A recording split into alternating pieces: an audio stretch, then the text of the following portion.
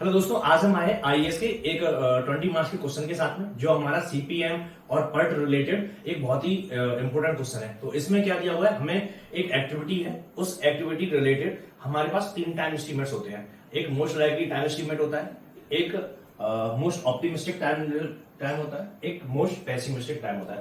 Suppose अगर हम अभी ट्रैफिक में जा रहे हैं, तो ट्रैफिक में जाने में क्या होगा, ट्रैफिक में मोस्ट प्रोबेबली हो सकता है हमारे पास में 3 या 4 ट्रैफिक सिग्नल आए ड्यूरिंग द अपर डेस्टिनेशन। ठीक है, जब हमारे डेस्टिनेशन में 3 या 4 सिग्नल आ रहे हैं, तो ऐसा तो नहीं है कि जब हम निकल रहे हैं तो मोस्ट पॉसिबिलिस्टिक टाइम क्या होगा कि हम जब जा रहे हैं सारे ग्रीन सिग्नल है और हमें कहीं पर भी वेट नहीं करना पड़ रहा है। मोस्ट पेसिमिस्टिक क्या हो सकता है, हम जिस सिग्नल को क्रॉस कर रहे हैं उस सिग्नल में हमें वेट करना पड़ जा रहा है, ये मोस्ट पेसिमिस्टिक टाइम हो गया। और most optimistic means on an average 2 signal हमारे ग्रीन रहेंगे, 2 सिग्नल हमारे रेड रहेंगे, हमें 2 सिग्नल पे रुकना पड़ेगा। तो इस बेसिस पे जो टाइम एस्टीमेट होता है वो मोस्ट ऑप्टिमिस्टिक टाइम होता है। ठीक है, तो इस टाइप से हमें क्या दिया हुआ है, हर एक एक्टिविटी रिलेटेड हमें टाइम दिया हुआ है, optimistic time, pessimistic time, most likely time. अब हमारे पास में टोटल एक्टिविटी कितनी है, टोटल जो हमारे पास में एक्टिविटी है वो ABCDEFGH, टोटल 8 एक्टिविटीज है। और आपस में जो एक्टिविटीज है वो इंटरलिंक्ड है, मींस ए एक्टिविटी की प्रेडिसर कोई एक्टिविटी है नहीं है। अब हमें इसका रिलेशन समझना है। प्रेडिसर एक्टिविटी का मतलब क्या होता है, मतलब इस एक्टिविटी के पहले कोई और एक्टिविटी हुई है क्या, नहीं हुई है। तो ए एक्टिविटी इंडिपेंडेंटली स्टार्ट हो रही है, बी एक्टिविटी इसके पहले भी कोई नहीं है, इंडिपेंडेंटली स्टार्ट हुई है, सी एक्टिविटी ए भी इंडिपेंडेंटली स्टार्ट हो रही है। लेकिन जो डी एक्टिविटी है वो ए एक्टिविटी स्टार्ट होगी, उसके बाद डी होगी, पहले सी होगी फिर ई होगी, फिर यहां पर एफ के लिए पहले बी होगी फिर डी होगी फिर ई होगी, इसके बाद ही एफ होगी। और जब हमारी ए एक्टिविटी स्टार्ट होगी उसके बाद ही जी एक्टिविटी स्टार्ट होगी, जब जी और एफ स्टार्ट हो जाएगी उसके बाद हमारी एच एक्टिविटी स्टार्ट होगी। क्लियर, तो 3 एक्टिविटी इंडिपेंडेंट स्टार्ट हो रही है। तो हमारी 3 एक्टिविटी मान लिया ए बी और सी, 3 एक्टिविटी इंडिपेंडेंटली स्टार्ट हुई। ठीक है, फिर क्या हुआ, हमारा ए एक्टिविटी के बाद में डी एक्टिविटी स्टार्ट हुई, ए एक्टिविटी के बाद में क्या हुई, एक एक्टिविटी डी स्टार्ट हो गई। क्लियर, ठीक है, फिर सी एक्टिविटी के बाद में ई एक्टिविटी स्टार्ट हुई, सी के बाद में ई एक्टिविटी स्टार्ट हो गई। क्लियर, अब बी डी और ई इनके बाद में एफ एक्टिविटी स्टार्ट हुई, तो इसको हम थोड़ा और ऐसे ला देते हैं। तो पहले डी हुई, फिर यहां पर ई हुई, और जब बी एक्टिविटी भी आ गई, ठीक है,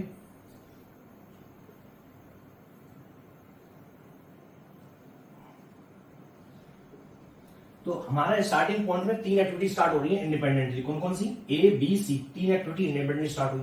फिर जब से हमारी ए एक्टिविटी एंड हुई हमने डी एक्टिविटी स्टार्ट कर दी, जैसे ही हमारी सी एक्टिविटी एंड हुई हमने ई एक्टिविटी स्टार्ट कर दी, और तीनों जब एंड हो गई तब फिर हमारी, जब तीनों का आ गई तब हमारी एफ एक्टिविटी स्टार्ट हो गई। क्लियर, अब फिर ए एक्टिविटी के बाद में जी एक्टिविटी स्टार्ट हुई, ए एक्टिविटी के बाद में 2 एक्टिविटी स्टार्ट हो गई, एक डी और एक जी, तो यहां पर जी एक्टिविटी भी स्टार्ट हो गई। ठीक है, अब जी, जब जी और एफ एक्टिविटी स्टार्ट हो रही है उसके बाद एच एक्टिविटी स्टार्ट हो गई, तो जी एक्टिविटी हमारी ऐसी गई और एफ एक्टिविटी ये आ गई। तो जब ये दोनों एक्टिविटी एंड हो रही है तब हमारी एच एक्टिविटी स्टार्ट हो रही है। तो इस टाइप से हमारा एक्टिविटी चार्ट बन जाएगा। ठीक है, तो पहले हमारा ए हो गया पहला, फिर दूसरा, इसको हम तीसरा बोल देते हैं, इसको चौथा बोल देते हैं, इसको हम 5वां बोल देते हैं, इसको हम 6वां बोल देते हैं। ठीक है, तो जो हमारे नोड है, एक्टिविटी क्या है, एक्टिविटी ए बी सी, हमारी 3 एक्टिविटी स्टार्ट हुई। फिर प्रेडिसर एक्टिविटी डायग्राम को देखते हुए हमने इसको एक डायग्राम को बना लिया। ठीक है, अब हमें क्या बोला हुआ है, ड्रॉ द पर्ट नेटवर्क, हमने पर्ट नेटवर्क डायग्राम बना लिया। Program evolution review technique, means जो भी हमारा प्रोजेक्ट इवोल्यूशन रिव्यू टेक्निक है उसको हमें रिव्यू करना है कि हमें कहां पर टाइम ज्यादा देना है, कहां पे कम टाइम देना है, वो उसके लिए पर्ट और सीपीएम 2 मेथड का यूज किया जाता है। तो हमने सारी एक्टिविटी लिख दी। अब हमें दिया हुआ है optimistic time, pessimistic time, most likely time. तो सबसे पहले जो 1 से 2 है, 1 से 2 में कौन सी एक्टिविटी हो रही है, 1 से 2 में एक्टिविटी हो रही है बी ए, तो ए का टाइम एस्टीमेट कितना है, हमारा 3 टाइम है हमारे पास में। अब कौन से टाइम को माने, हमारा उनका बोलना है अगर हम कोई प्रोजेक्ट स्टार्ट कर रहे हैं, उस प्रोजेक्ट को स्टार्ट करने के बाद एंड का टाइम जो है वो मोस्ट ऑप्टिमिस्टिक टाइम 1 घंटे लग सकता है, मोस्ट पेसिमिस्टिक टाइम 5 घंटे लग सकता है, मोस्ट लाइकली टाइम 3 घंटे लग सकता है। तो हमें एक 3 टाइम दिए हुए हैं, 3 से हमें कोई एक टाइम चाहिए रहेगा ना, तो उस फार्मूला होता है, हम पेसिमिस्टिक को और ऑप्टिमिस्टिक को केवल एक ही बार ऐड करते हैं, plus 4 times of most likely time लिखते हैं। और डिवाइड बाई 6 कर देते हैं, तो हमारे पास में जो टाइम आता है वो टाइम एस्टीमेट आ जाता है। ठीक है, तो ऐसा हम क्यों करते हैं, एक नॉर्मल एक टेंडेंसी समझ लो कि हमारा जो मोस्ट लाइकली टाइम है उसकी हैपनिंग की चांसेस ज्यादा हैं और ऑप्टिमिस्टिक और पेसिमिस्टिक टाइम बहुत ही कम है, बहुत लिमिटेड टाइम है कि जब आपका पूरे के पूरे सारा का सारा नेगेटिव चल रहा हो, एकदम वर्स्ट से वर्स्ट सिचुएशन, और जब वर्स्ट से वर्स्ट सिचुएशन में पेसिमिस्टिक होगा, जब बेस्ट से बेस्ट सिचुएशन होगा तब ऑप्टिमिस्टिक होगा। तो ऐसा तो लग बहुत बार होगा नहीं, लेकिन मोस्ट लाइकली क्या होगा कि आपका मोस्ट लाइकली टाइम एस्टीमेट आपको मिले या जो मोस्ट ऑप्टिमिस्टिक टाइम आपको मिले। तो इसलिए हम जो एवरेज टाइम, जो नॉर्मल टाइम एस्टीमेट लेते हैं वो इस फार्मूले से लेते हैं, TP plus TO plus 4tm plus by 6। तो अगर हम 1 से 2 एक्टिविटी का टाइम एस्टीमेट निकालेंगे तो कितना आ जाएगा, टीपी कितना है हमारा 5 प्लस टीओ कितना है optimistic time 1 plus 4 times of TM कितना हो जाएगा 4 इंटू में 3 डिवाइड बाई 6 कितना हो जाएगा 5 बाई 6 प्लस 12 डिवाइड बाई 6 कितना हो जाएगा 3। तो मोस्ट जो हमारा टाइम एस्टीमेट आ गया वो कितना आ गया टी। अगर हम यहां पर ही टी लिख दें तो 1 से 2 एक्टिविटी का जो टाइम एस्टीमेट है वो कितना आया 3 डेज आया। ठीक है, ये 1 से 2 का हो गया। अब 1 से 4 का निकाल देते हैं, तो 1 से 4 के लिए जो टाइम एस्टीमेट होगा वो क्या होगा, मींस हमें हर एक प्रोसेस के लिए, ए के लिए, बी के लिए, सी के लिए, डी के लिए, सभी के लिए टाइम एस्टीमेट निकालना है। तो ए के लिए हमारा टाइम एस्टीमेट आ गया, बी के लिए टाइम एस्टीमेट कितना आएगा, बी एक्टिविटी के लिए टाइम एस्टीमेट कितना आएगा, optimistic time plus pessimistic time, इन दोनों को ऐड कर देना है। तो क्या हो जाएगा 2 plus 4 plus most likely time का 4 टाइम्स, 4 इंटू में 3 डिवाइड बाई 6 कितना हो जाएगा 6 प्लस 12 डिवाइड बाई 6। तो आंसर कितना आ गया 3। ठीक है, तो हमने बी एक्टिविटी का भी टाइम एस्टीमेट कितना आ गया 3 आ गया। ऐसे हम सी एक्टिविटी का निकाल देते हैं, तो हम यहां पर देखेंगे कितना हो जाएगा 3 plus 5 plus 4 times of 4 divide by 6 कितना हो जाएगा, ये तो 16 हो गया और यहां पर 8 हो गया, 16 और 8 कितना हो जाएगा 16 प्लस 8 कितना हो जाएगा 24 डिवाइड बाई 6 कितना हो जाएगा 4। हमने यहां पे क्या लिख दिया 4 लिख दिया। ठीक है, फिर हम डी एक्टिविटी पर आते हैं। अच्छा, हम एक चीज को देखें क्या हो रहा है, अगर 3 का इन दोनों को ऐड करेंगे तो 3 का डबल हो जा रहा है, इन दोनों को ऐड करेंगे तो 3 का डबल हो जा रहा है, इन दोनों को ऐड करेंगे तो 4 का डबल हो जा रहा है। ऐसे ही 9 है और 10 है, इनको हमें फिर से ऐड करना पड़ेगा एक्चुअली में 2 प्लस 10 इंटू में प्लस में 4 इंटू में 9। ठीक है, ये किसके लिए हो जाएगा, दिल्ली एक्टिविटी के लिए। जो दिल्ली एक्टिविटी है इसके लिए क्या हो जाएगा, most optimistic time 2, pessimistic time 10 और 4 प्लस 9 डिवाइड बाई 6 कितना हो जाएगा 12 प्लस 36 डिवाइड बाई 6 कितना हो जाएगा 8। तो जो हमारा टाइम आ गया डी एक्टिविटी के लिए कितना आ गया 8। अब हम ऐसे ही ई एक्टिविटी के लिए कैलकुलेट कर लेते हैं। तो ई के लिए क्या हो जाएगा 4 प्लस 6 इंटू प्लस 4 इंटू में 5, तो 26 और 4 30 डिवाइड बाई 6, 30 डिवाइड बाई 6 करेंगे तो आंसर कितना आ गया 5 आ गया। अब ऐसे एफ को कैलकुलेट कर लेते हैं। तो एफ के लिए क्या एक्टिविटी है 5 प्लस 13 कितना हो जाएगा 18 प्लस 6 इंटू में 4, 6 इंटू में 4 24, तो 24 प्लस 18 कितना हो गया 24 प्लस 18 डिवाइड बाई 6 हो गया 42 डिवाइड बाई 6, आंसर आ गया 7। अब हम जी एक्टिविटी पर आते हैं। तो जी एक्टिविटी के लिए क्या हो जाएगा 2 प्लस 6 8 और 8 प्लस 4 इंटू में 4 16 और 8 कितना हो जाएगा 24 डिवाइड बाई 6 4 हो गया। जब हम एच एक्टिविटी पे आते हैं 0 प्लस 6 हो गया और 3 इंटू में 4 12 प्लस 6 18 डिवाइड बाई 6 करेंगे तो आंसर आ गया 3। तो हमारा जो टाइम एस्टीमेट है वो हमने कैलकुलेट कर लिया। ठीक है, जब हमारे पास में टाइम एस्टीमेट आ गया पर एक्टिविटी है हमारे पास में 1 से 2 के लिए A B C D E F G H सारी एक्टिविटी के लिए हमने टाइम एस्टीमेट निकाला 3 3 4 8 5 7 4 3। ठीक है, जब हमारे पास में टाइम एस्टीमेट आ गया है ना, तो अब हमें क्या निकालना है अभी इस एक्टिविटी के लिए हमें सभी का जो टाइम एस्टीमेटेड है वो कैलकुलेट कर दिया। अब हम आते हैं क्रिटिकल पाथ मेथड में। हमें निकालना है इसमें कौन सा जो पाथ होगा वो क्रिटिकल होगा या किसमें मैक्सिमम हमारा प्रोजेक्ट कंप्लीशन टाइम होगा। या कौन हमारा डिसाइड करेगा क्रिटिकल पाथ है, ठीक है। तो हमें अभी क्रिटिकल पाथ निकालना है, क्रिटिकल पाथ निकालना है इसके लिए। तो अगर हम यहां पर हर एक एक्टिविटी का टाइम लिखेंगे तब हमारे को समझ आएगा। ए बराबर में टाइम कितना है 3, बी के लिए टाइम कितना है 3, सी के लिए टाइम कितना है 4, डी के लिए टाइम कितना है 8, ई के लिए टाइम कितना है 5, एफ के लिए टाइम कितना है 7, जी के लिए टाइम कितना है 4 और एच के लिए टाइम कितना है 3।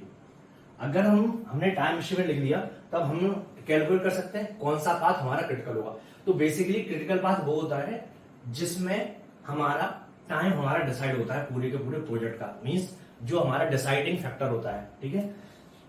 अगर हम यहां पर देखें दो नंबर एक्टिविटी तो हमारी तीन दिन बाद, अगर हम इसको डे मान करके चले तो 2 एक्टिविटी 1 से 2 एक्टिविटी 3 दिन में स्टार्ट हो जाएगी। लेकिन जो हमारी 4 नंबर एक्टिविटी है, जो 4 नंबर एक्टिविटी है, अगर हम 1 to 4 आए, 1 2 के थ्रू आए तो हमारा 4 नंबर एक्टिविटी कब एंड हो जाएगी 3 + 8 11 डेज में। लेकिन यही हम अगर 1 3 आए, 1 2 4 आए, अगर हम डायरेक्ट 1 से आए तो 3 डेज में ही आ जाएंगे हम 4 नंबर एक्टिविटी पे। और अगर हम 1 3 के थ्रू आए तो 1 2 के थ्रू आए, डायरेक्ट 1 से आए, यहां पर 11 डेज लग रहा है, यहां पर 3 डेज लग रहा है। अगर हम ऐसे आएंगे तो 4 और +5 9 डेज लग रहा है, 9 डेज लग रहा है। तो हम किसी भी कंडीशन में हम 11 डेज तो हमें कम से कम निकालना पड़ेगा तभी स्टार्ट कर पाएंगे, वरना इसका क्लियरेंस नहीं मिलेगा। ए वाली एक्टिविटी हमारी एंड नहीं हो पाएगी, डी वाली एक्टिविटी एंड ही नहीं हो पाएगी, उसके पहले हम इसको स्टार्ट कर सकते हैं नहीं कर सकते, आगे नहीं बढ़ सकते हैं। तो यहां पर जो क्रिटिकल पाथ हो गया वो कौन सा हो गया, ए वाला हो गया, 1 2 4, क्लियर, ए वाला हो गया, मींस ये डिसाइडिंग फैक्टर है। लेकिन अब हम यहां पर आते हैं 5 नंबर पे। 5 नंबर के लिए हमारे पास 2 एक्टिविटी हैं, कौन कौन सी है, 1 2 और डाट 5 पर आने के हमारे पास 2 रास्ते हैं, कौन कौन से, 1 से 2। अगर हम 1 2 और डाट 5 में आ रहे हैं तो कितना लग रहा है 3, यहां पर टाइम लग रहा है, और +4 तो हमारा टोटल टाइम लग रहा है 7। लेकिन अगर हम 5 पर दूसरे तरीके से आते हैं, 1 2 4 फिर 5, मीन्स 1 से 2 से 4, उसके बाद 5 में जाते हैं तब यहां पर 3 टाइम लग रहा है, यहां पर 8 11 + 7 18, टोटल हमारा 18 डेज लग रहा है। तो हम कुछ भी कर लें, अगर हम 18 डेज से पहले ही अगर एक्टिविटी 5 को आगे बढ़ जाएंगे तो ये वाली एक्टिविटी स्टार्ट हो पाएगी, एंड हो पाएगी क्या, नहीं हो पाएगी। ये वाली एक्टिविटी फिनिश हो पाएगी, नहीं हो पाएगी। इसलिए हमें एक्टिविटी जो 5 है आगे हम तभी बढ़ पाएंगे जब हमारे 18 डेज तक एक एक्टिविटी कंप्लीट हो जाती है। मींस हमारी जो एक्टिविटी क्रिटिकल हो गई वो कौन सी होगी, ए वाली होगी। तो हमारी ए वाली एक्टिविटी मेन हो गई एक्टिविटी, मतलब ए वाली एक्टिविटी, फिर ए वाली एक्टिविटी, फिर ए वाली एक्टिविटी, फिर इसके बाद हम ए वाली एक्टिविटी स्टार्ट कर सकते हैं। तो जो हमारा क्रिटिकल पाथ हो गया वो कौन सा हो गया, ए वाला क्रिटिकल पाथ हो गया। 1 से 3, 3 से 4, 4 से 5, 5 से 6, 1 3 4 5 6, ये हमारा क्या होगा, क्रिटिकल पाथ हो गया, क्लियर। अब हमें क्वेश्चन में क्या क्या बोलता है, इस क्वेश्चन में तो कुछ ज्यादा दिया नहीं है, हमें केवल सिलेक्ट निकालना है। तो सिलेक्ट हम कैसे निकाल सकते हैं, अब हमने टाइम एस्टिमेट निकाल दिया, टाइम एस्टिमेट के हिसाब से हमने इसका कैलकुलेशन कर दिया, क्लियर। अब हम इसमें एक चीज और कैलकुलेट कर लेते हैं, अर्लीस्ट स्टार्ट टाइम और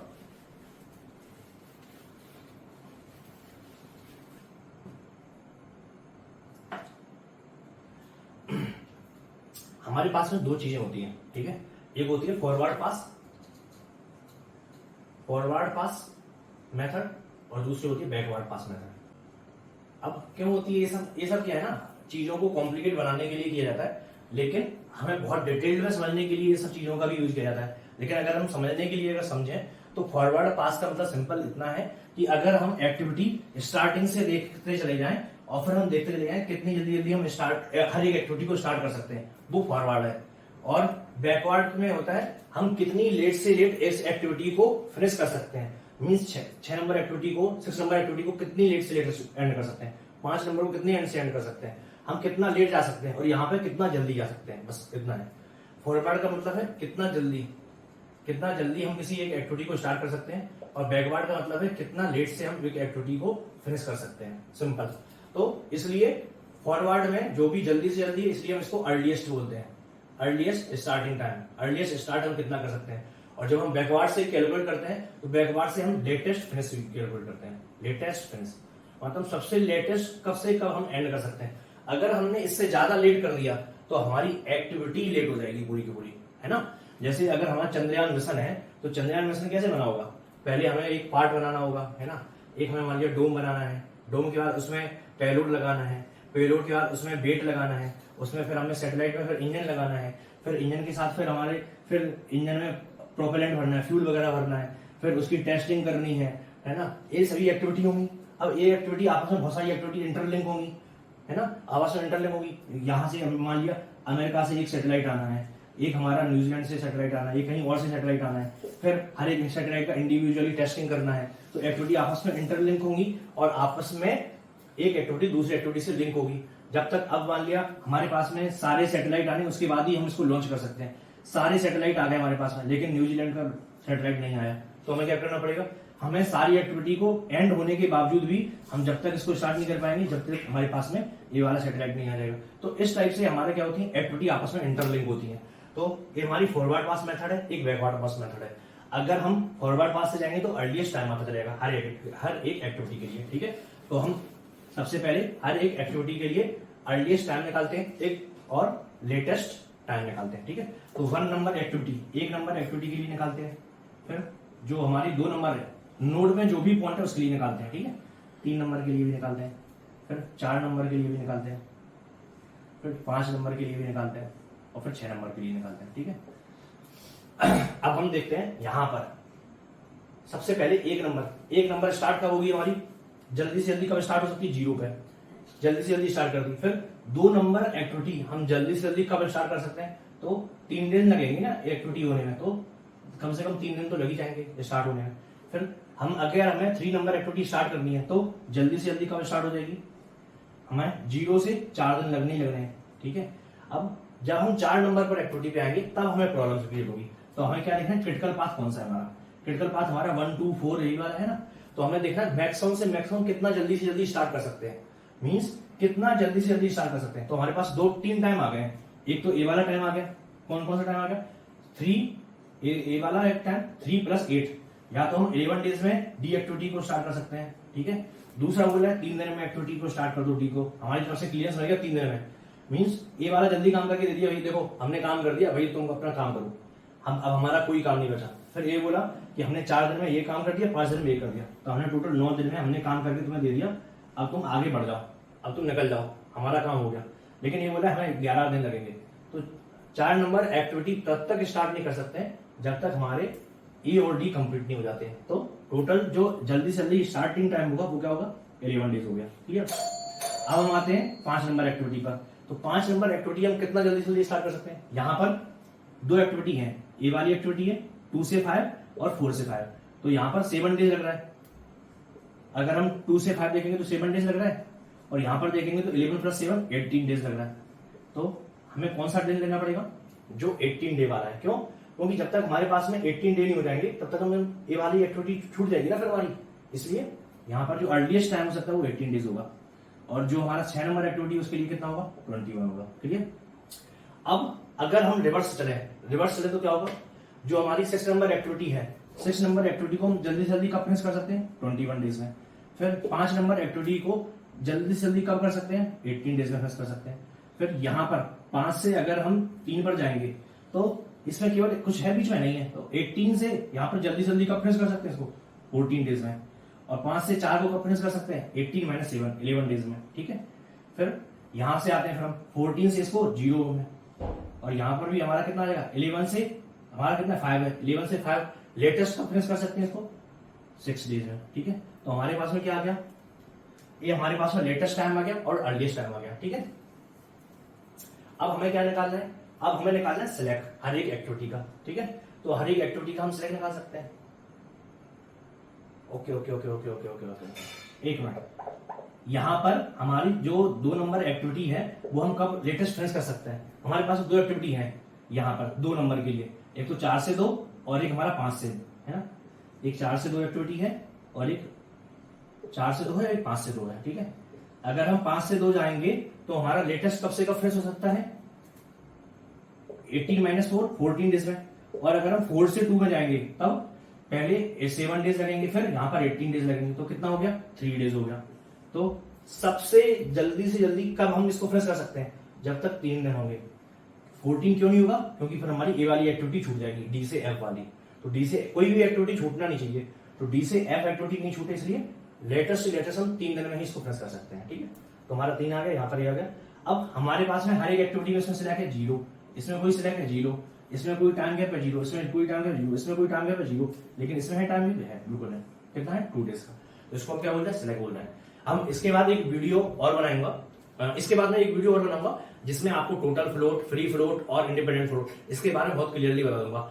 ये इसके बारे में कहीं पर भी कोई भी वीडियो ना ही कहीं पर भी बहुत ही क्लियरली कुछ भी बताया गया है। तो एक वीडियो जरूर बनाने की जरूरत है, इसलिए मैं एक वीडियो और बनाऊंगा। अगर आपको ये वीडियो बहुत अच्छे समझ में आया है, इसमें हमें कैसे टाइम एस्टिमेट्स का यूज करते हैं, हमें प्रोजेक्ट का टाइम इवेल्युएट करना है, जब हमारे पास प्रोजेक्ट का टाइम आ जाएगा तो उस बेसिस पे हमें कैसे सिलेक्ट कैलकुलेट करना है, और सिलेक्ट कैलकुलेट करके अर्लीस्ट स्टार्ट टाइम और लेटेस्ट फिनिश टाइम हमें दोनों निकालने हैं, एक फॉरवर्ड पास मेथड से, एक बैकवर्ड पास मेथड से। अगर आपको वीडियो बहुत अच्छे समझ में आए तो वीडियो को लाइक जरूर कीजिए और चैनल को सब्सक्राइब कीजिए।